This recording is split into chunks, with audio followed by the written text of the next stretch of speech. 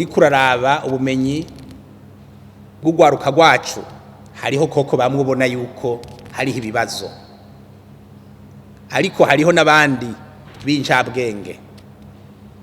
Nagomba ngaruke kuri evaluation yakozwe mu bihugu 14 vyo musi ya Sahara bivuga ururimi rw'igifaransa, evaluation PASEC yarerekanye yuko mu Burundi ariho dufise abanyeshuri baciye ubwenge. Iyo evaluation yakozwe en 2019 bakoresheje ikibazo c'ibiharuro, baratweretse resultat, barerekanye ico gihe yuko koko cyane cyane mu myaka ya mbere yuko abarundi aribo bari bazi ibiharuro, uko batanze ikibazo kimwe mugabo cari même question mugabo libéré dans des langues différentes en fonction y'indimi aba nabandi bigishamwe.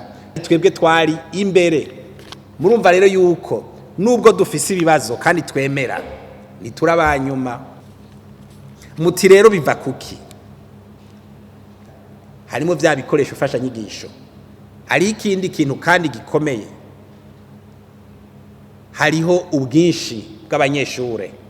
Twebwe twiga turi bake, ariko navyo nyene ntivyari buze de conséquences.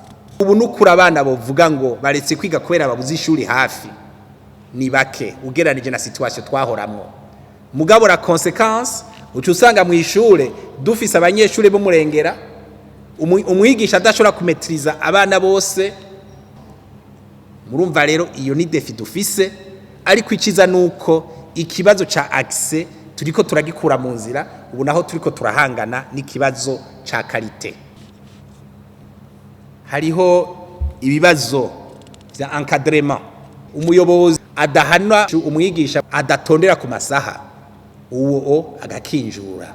Je nibaza yuko tugeze ahantu tutomera nk'abahendagiza abana. Igihugu n'igihugu nicoguma kiriko kiraguhemba utari kurakora. Arico gituma dusaba abayobozi b'amashure, abadese n'abadepeye kuturabira mwe nabo bigisha badatondera ku masaha, hanyuma tubahane dufashanije, na cyane cyane abajeje intwaro n'abajeje indero bakaja hamwe. Turashobora gushira ku murongo abo bigisha. Inyungu z'umuntu ntizibwiza gusumba inyungu z'igihugu. Leta ibwiza kuraba yuko abana bariko bariga. Iradiyo televiziyo RTBB